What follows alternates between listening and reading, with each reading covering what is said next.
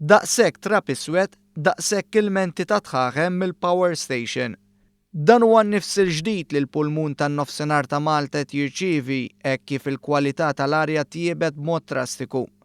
Fil-fatt rapport li l-Ena Malta wettqet mal-Università ta' Malta juri li l-ammont emissjonijiet attribwiti lejn il-gass sulfur dioxide naqas b'80%. Dan huwa l-aktar gass marbut ma' tħaħen ikkawżati mill-boilers li kien hemm joperaw fil-Marsa. Sena wara l-eluq tal-Power Station tal-Marsa, ir-residenti dawk kollha li b'xi mod għattaw ħafna ħin fin-nofsinhar tal-pajjiż qed igawdu minn nifs ġdid. B'sens ta' sodisfazzjon, l-Ena Malta sostni li s-sors ta' mart respiratorju, l-ażma u allerġiji tant naqas li kważi laħaq l-istess livell li normalment jinstab f'postijiet rurali.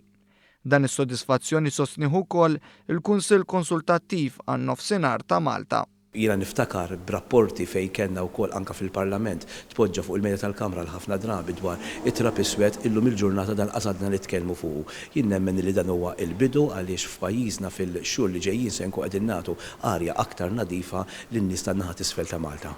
L-eluq tal-Power Station tal-Marsa kienet weda elettorali oħra li twettqet minn dan il-Gvern favur il-ħarsien ambjentali u titjib fil-kwalità tal-ħajja tan-nies tan-nofsinhar ta' Malta li għal snin twal tħallew minsija.